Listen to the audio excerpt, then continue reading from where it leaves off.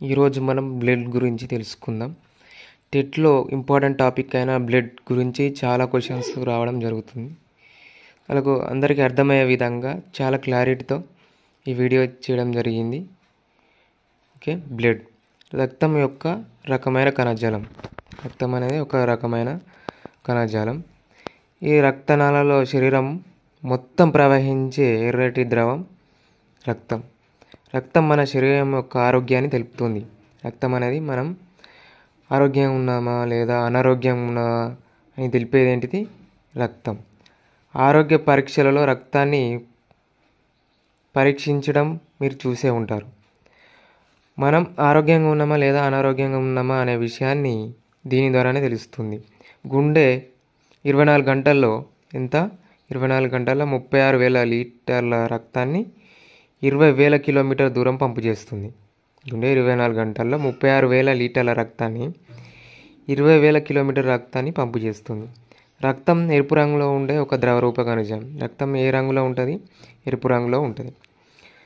మరి బొద్దింక రక్తం తెల్లగా ఉంటే నత్త రక్తం అనేది బొద్దింక కాక్రోచ్ యొక్క రక్తం ఏ విధంగా ఉంటుంది? తెల్లగా ఉంటుంది. నత్త యొక్క రక్తం నీలంగా ఉంటుంది. ప్రౌఢమానవుల్లో 5 లీటర్ల రక్తం ఉంటుంది. అంటే హ్యూమన్ బీయింగ్స్లో మన పెద్దవాళ్ళ రక్తం ఎన్ని లీటర్ల రక్తం ఉంటుంది అంటే 5 లీటర్ల రక్తం ఉంటుంది. రక్తంలో ప్లాస్మా ఉంటుంది. ఒకసారి బ్లడ్ గురించి చూద్దాం. ఈ బ్లడ్లో ఏమేమి ఉంటుంది అంటే ఆర్బీసీ ఉంటుంది. ఆర్బీసీ అంటే మీకు అందరికీ తెలిసే ఉంటుంది. ఆర్బీసీ అంటే రెడ్ బ్లడ్ సెల్స్. డబ్ల్యూబీసీ అంటే వైట్ బ్లడ్ సెల్స్. తర్వాత ప్లేట్లెట్స్. ఈ 3 బ్లడ్లో ఏమేమి ఉంటాయి? ఎర్ర రక్త కణాలు, తెల్ల రక్త కణాలు, ప్లేట్లెట్స్ అని ఉంటాయి. మరి వీటితో పాటు ఏముంటుంది అంటే ప్లాస్మా కూడా ఉంటుంది. ఎందులో? బ్లడ్లో. ప్లాస్మాలో ఎక్కువ శాతం నీరు ఉంటుంది. ప్లాస్మాలో ఏమేమి ఉంటాయి అంటే ప్లాస్మా ఏ కలర్లో ఉంటుంది? గోధుమ రంగు కలర్, ముదురు గోధుమ కలర్లో ఉండడం జరుగుతుంది. ప్లాస్మాలో ఎక్కువ శాతం నీరు ఉంటుంది. ఈ ప్లాస్మాలో ఇంకేముంటాయి? Glucose, amino acids, proteins, vitamins, hormones కూడా ఎక్కువ ఎందులో ఉంటాయి? ప్లాస్మాలో ఉంటాయి. ఈ ప్లాస్మా అనేది శక్తిని ఇస్తుంది మనకు. ఇక ప్లాస్మా ఏమేమి చేస్తుందంటే రక్తం గడ్డగట్టడానికి కావాల్సిన అనేక కారకాలు ఎందులో ఉంటాయి? రక్తం గడ్డగట్టడానికి. బ్లడ్ అనేది క్లాట్ కావాలి. దెబ్బ తగిలినప్పుడు బ్లడ్ అనేది క్లాట్గా అవుతుంది. ఒకవేళ క్లాట్ కాకపోతే దీనిలో ప్లాస్మా అనేది పని చేయకపోవడం జరుగుతుంది. రక్తం గడ్డగట్టడానికి కావాల్సిన అనేక కారకాలు కూడా ఎందులో ఉంటాయంటే ఈ ప్లాస్మాలో ఉంటాయి.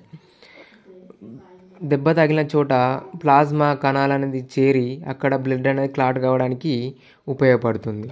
క్లాట్ అనేది కావాలి. క్లాట్ కాకపోతే ఏదో ఒక ప్రాబ్లం అనేది ఉన్నట్టు. ఓకే, అదేవిధంగా హెపారిన్ అనే పదార్థం కూడా రక్తనాళాల రక్తం గడ్డగట్టకుండా ఆపుతుంది. హెపారిన్ అనే పదార్థం కూడా రక్తనాళాలలో రక్తం అనేది గడ్డగట్టకుండా ఆపుతుంది.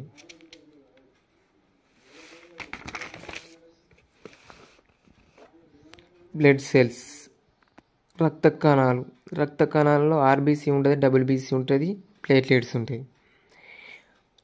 రక్తం అనేది ఎర్రగా ఉండడానికి గల రీజన్ ఏంటిదంటే హిమోగ్లోబిన్ అనే ప్రోటీన్ ఉండడం వల్ల ఎర్రగా ఉంటుంది.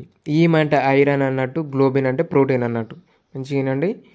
రక్తం ఎర్రగా ఉండడానికి గల రీజన్ ఏంటిది అని ఎగ్జామ్లో అడిగినప్పుడు రక్తంలో హిమోగ్లోబిన్ అనే ప్రోటీన్ ఉండడం వల్ల రక్తం అనేది ఎర్రగా ఉంటుంది.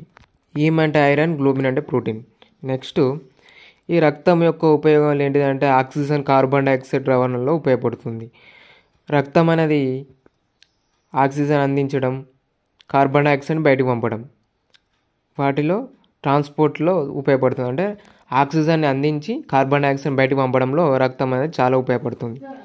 ఎగ్జాంపుల్గా 1 మిల్లీమీటర్ రక్తంలో దాదాపు 5 మిలియన్ల ఎర్ర రక్త కణాలు ఉంటాయి. ఎర్ర రక్త కణాల యొక్క లైఫ్ టైం, వాటి యొక్క జీవితకాలం ఎంత అంటే 120 రోజులు. ఆ తర్వాత ఏమవుతుందంటే చనిపోవడం జరుగుతుంది. శిశువు తల్లి గర్భంలో ఉన్నప్పుడు రక్త కణాలు అంటే పిండ దశలో రక్త కణాలు ఎక్కడ ఉత్పత్తి అవుతాయి అంటే కాలేయం మరియు ప్లీహంలో, లివర్ ఆర్ స్ప్లీన్లో రక్త కణాలు అనేవి తయారవుతాయి. శిశువు తల్లి గర్భంలో అంటే పిండ దశలో రక్త కణాలు ఎక్కడ తయారవుతాయి అంటే లివర్ ఆర్ స్ప్లీన్లో తయారవుతాయి. మరి ప్రౌఢ మానవుల్లో ఎక్కడ తయారవుతాయి అంటే ప్రౌఢ మానవ అంటే పెద్దవారిలో ఎక్కడ ఉత్పత్తి అవుతాయి అంటే ఎముక మధ్య పొడవాటి ఎముక మధ్యలో రక్త కణాలను తయారవుతాయి. నా యొక్క సబ్జెక్టు మీకు నచ్చినట్లయితే లైక్ చేయండి, కామెంట్ చేయండి, సబ్స్క్రైబ్